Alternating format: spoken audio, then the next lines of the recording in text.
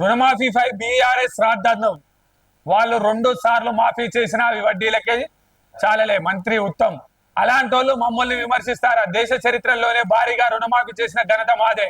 సాంకేతిక సమస్యలతోనే కొందరికి మాఫీ కాలేదు. మండల వ్యవసాయ అధికారులు సమస్యలు పరిష్కరిస్తారని వెల్లడి. బీఆర్ఎస్ అప్పులు చేస్తే మేం రుణమాఫీ చేసినాం. సాంకేతిక కారణాల వల్లనే 2 లక్షల వరకు రుణమాఫీలో ఎలాంటి ఆటంకాలు ఎదుర్కాలేదని మంత్రి ఉత్తమ్ చెప్పారు. 1,20,000 లక్షల ఖాతాల ఆధార్ నెంబర్లు సరిగ్గా లేకపోవడం వల్ల రుణమాఫీ ఆగింది. 1.61 లక్షల అకౌంట్లలో ఆధార్ పాస్బుక్ల పేరు మిస్ మ్యాచ్ ఉంది. 1,50,000 అకౌంట్లో బ్యాంకుల నుంచి తప్పులు ఉన్నాయి. 4.83 లక్షల అకౌంట్లకు రేషన్ కార్డు లేదు. వీటిని వెరిఫై చేయాల్సి ఉంది. 8 లక్షల అకౌంట్లకు 2 లక్షల కంటే ఎక్కువ రుణాలు ఉన్నాయి అని ఉత్తమ్ వివరించారు. దయచేసి రైతాంగ సోదరులారా, మీరు ఆలోచన చేయండి. నిజమైన రైతు, ఒకవేళ రైతుకు గనక రుణమాఫీ కాలేదనుకో, నిజమైన రైతు ఏం చేస్తారండి?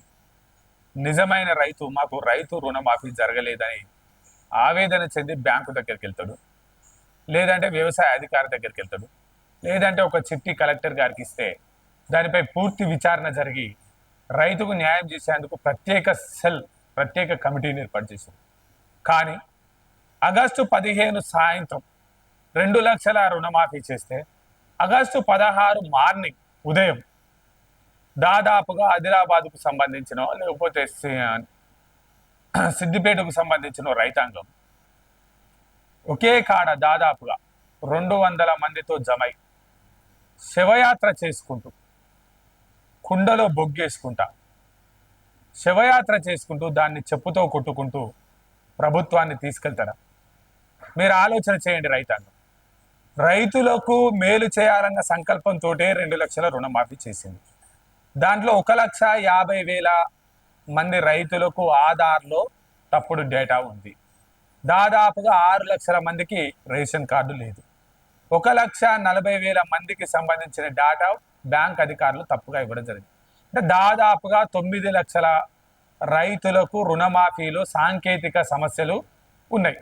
ఈ 9 లక్షల రైతులకు రుణమాఫీలో సాంకేతిక సమస్యలు ఉంటే ప్రభుత్వం వాటిని తీర్చడానికి కోసం ఒక కమిటీని వేసింది. వ్యవసాయ మార్కెట్కు సంబంధించిన ఈవోలను మీ ఇంటికి పంపుతా ఉంది.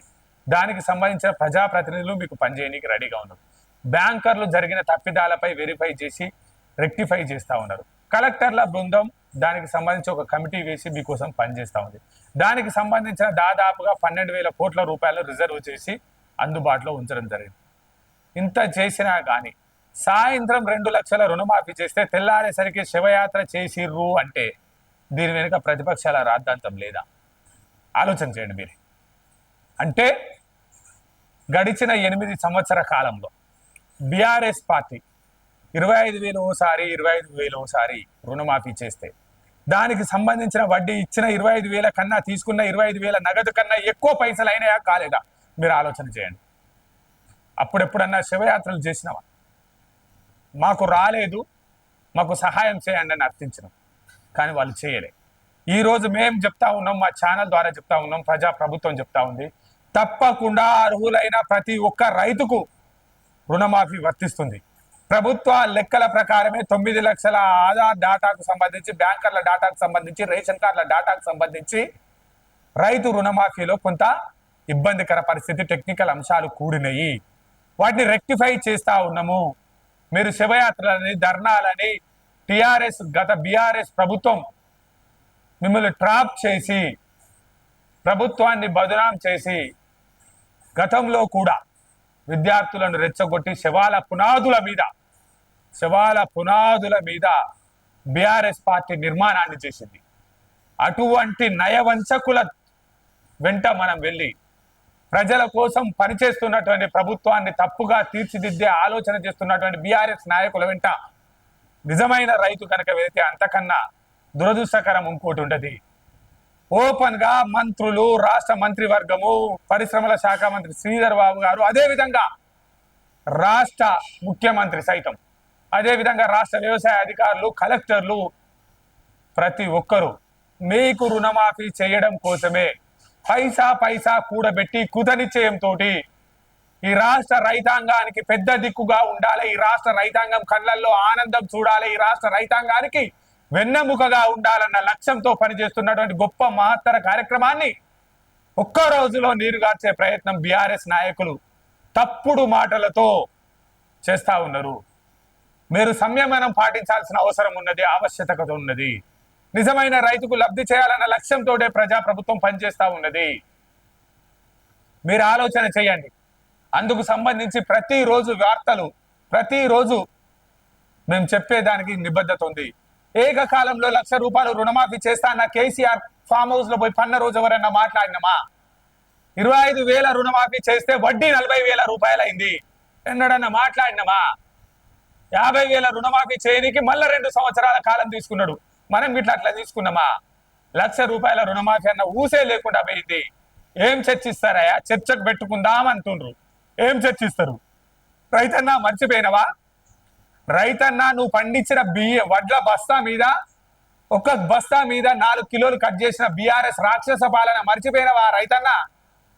నువ్వు తీసుకున్న 25,000 అప్పు మీద 25,000 అదనంగా వడ్డీ పెరిగినప్పుడు మాకేం సంబంధం లేదని చేతులు పైకెత్తిర్రు.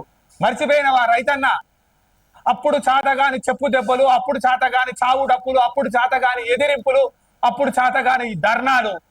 2 లక్షల రుణమాఫీ చేసి దాదాపుగా 21,000 కోట్ల రూపాయలు ఈ ప్రాంత తెలంగాణ రాష్ట్ర రైతాంగానికి ఇచ్చిన తర్వాత కూడా దాదాపుగా 12,000 కోట్ల రూపాయలు రిజర్వ్ చేసి మీకోసం అహర్నిశలు పనిచేస్తున్న ప్రభుత్వంపై చెప్పు దెబ్బలు వేయడానికి నీకు చేదెట్లా వచ్చింది రైతన్నా? అర్థం చేసుకో రైతన్నా, మీరు అర్థం చేసుకోండి. తెలంగాణ కాంగ్రెస్ ప్రభుత్వం ఏం చేస్తా ఉంది? బీఆర్ఎస్ నాయకత్వం ఎట్లా పురుగొల్పుతా ఉంది? ఏడికి పోతానం రైతన్నా? మనం తాలు తప్ప పేరుతోటి మనల్ని వంచినప్పుడు ఏడికి పోయినాం? ఎవడన్నా తాళం తడానే లత్త కొడుతుంది అని సయాన కేసీఆర్ అన్నప్పుడు ఏడికి పోయినాం రైతన్నా? వరేసుకుంటే ఉరిదీస్తా అన్నాడు కాదు రైతన్నా, అది మర్చిపోయినవా? వరి వేసుకుంటే నిన్ను ఉరిదీస్తా అన్నాడు రైతన్నా. వేసుకున్న వరి నుంచి బస్తాకు 5 కిలోల ధాన్యం తూకం పేరుతో తీసేసిండు రైతన్నా. మర్చిపోయినవా? కళ్ళాళ్ళల్లో తడిసిన ధాన్యాన్ని దిక్కు లేకుండే, కళ్ళాళ్ళల్లో ఏవో చిట్టి ఇయ్యకపోతుండే. మర్చిపోయినవా? కొంతమందికి అక్కడ రాలేదు. దానికి సంబంధించి రేషన్ కార్డు వ్యవస్థ, యూనియన్ బ్యాంక్ వ్యవస్థ, బ్యాంకింగ్ స్థిరీకరణకు సంబంధించిన టెక్నికల్ అంశాలు, అదే విధంగా ఆధార్కు ఉన్నటువంటి టెక్నికల్ అంశాలలో చిన్న చిన్న పేరు మార్పులు తదితర అంశాలు కలిపి 9 లక్షల మందికి రాష్ట్రంలో ఇబ్బంది ఉంది. కానీ రైతన్న 22 లక్షల మందికి ఆల్రెడీ క్లియర్ చేసినాం కదా. మరి అదెందుకు ఆలోచన చేయట్లేదు? చందమామను మనం చూస్తా ఉన్నాం. చందమామలో చిన్న మచ్చ ఉంది, మచ్చ ఉంది, మచ్చ ఉంది, మచ్చ ఉంది, మచ్చ ఉంది. నిజమే, చందమామలో మచ్చ ఉంది. కానీ ఒక్క చిన్న మచ్చ తప్ప మిగతా అంతా చందమామ వెలుగే ఇచ్చింది కదా. ఆ మచ్చను మార్పుకుందాం. చిన్న చిన్న టెక్నికల్ అంశాలు వచ్చినాయి. 31,000 కోట్ల రూపాయలకు సంబంధించి ఒకేసారి చేయడం వల్ల బ్యాంకర్లలో లేకపోతే వ్యవసాయ అనుబంధ సంస్థలలో చిన్న చిన్న జాప్యం జరుగుతూ ఉంటుంది. ఆ జాప్యానికే రాష్ట్ర ప్రభుత్వాన్ని శవయాత్ర చేస్తావా ఒకే రోజులా? దీని వెనుక రాజకీయం లేదంటే నమ్ముతావా? దాన్ని షూట్ చేసింది టీ న్యూస్. నమ్ముతామా? రైతన్న నీకు మేలు చేయాలన్న లక్ష్యంతో పనిచేస్తున్న కాంగ్రెస్ పార్టీకి సంబంధించిన ప్రజా ప్రభుత్వాన్ని అస్థిరపరిచి ప్రజల తప్పుదో పట్టించి మళ్ళీ నిన్ను గలమకాన్నే ఉంచే ప్రయత్నం చేస్తా ఉన్నారు. నీ బాకీ తీర్చి నిన్ను రాజును చేయాలన్న లక్ష్యంతో చేసిన కాంగ్రెస్ పార్టీ యొక్క ప్రయత్నాన్ని, సక్సెస్ అయిన ప్రయత్నాన్ని ఫెయిల్యూర్ గా చిత్రీకరించాలన్న లక్ష్యంతో బీఆర్ఎస్ ప్రభుత్వం చేస్తా ఉంది. రైతన్న ఆలోచన చెయ్యాలి. రుణమాఫీపై బీఆర్ఎస్ రాద్ధాంతం. జలసౌదలో మాట్లాడుతున్న మంత్రి ఉత్తమ్ పక్కన జూపల్లి ఎమ్మెల్సీ జీవన్ రెడ్డి, ఎమ్మెల్యే ఆది శ్రీనివాస్. ఓకే రైతన్న, ఇంతమంది తెలంగాణ మంత్రులు, అదేవిధంగా రాష్ట్ర ప్రభుత్వం ఎన్ని ఇబ్బందులు వచ్చినా, ఎంత కష్టం వచ్చినా బీఆర్ఎస్ నాయకులు చెప్తున్న గోబెల్ ప్రచారాన్ని నమ్మకు. రుణమాఫీ అర్హులైన ప్రతి ఒక్కరికి దాదాపుగా ఇంకా 9 లక్షల మందికి సంబంధించిన రుణమాఫీ చేసే బాధ్యత కాంగ్రెస్ పార్టీకి సంబంధించిన సర్కార్దే, ప్రజాపాలనదే. దానికి సంబంధించి వీళ్ళంతా చెప్తా ఉన్నారు. గత బీఆర్ఎస్ ప్రభుత్వం 8 లక్షల కోట్ల అప్పు చేస్తే తమ ప్రభుత్వం రుణమాఫీ చేస్తుందని పెద్దలందరూ చెప్పడం జరుగుతుంది. మీకు పనిచేయడం కోసమే పనిచేస్తా ఉన్నాం రైతన్న. తొందరపడి బీఆర్ఎస్ నాయకులు కళ్ళబొల్లి మాటలు చెప్పి కృత్రిమ ఉద్యమాన్ని సృష్టించి తెలంగాణ ప్రజా ప్రభుత్వానికి సంబంధించిన రైతాంగాన్ని తప్పుదోవ పట్టిస్తా ఉన్నారు. ఇవాళ రెచ్చగొట్టి ధర్నాలు చేయించిన వారు ఎవ్వరు కూడా బ్యాంకర్ల దగ్గరకో కలెక్టర్ల దగ్గరకో లేకపోతే వ్యవసాయ అధికారుల దగ్గరకో వచ్చి నీ పాస్బుక్ కు సంబంధించిన లెక్కలు తీసి నీకు రుణమాఫీ చేయడంలో సహాయం చెయ్యరు. మళ్ళీ స్థానికంగా ఉన్నటువంటి మేమే పనిచేయాల్సి వస్తుంది అని చెప్పి చెప్పడం జరుగుతా ఉంది. రైతన్న తప్పకుండా దీనిపై ఆలోచన చేయాల్సిందిగా కోరుతా ఉన్నాం.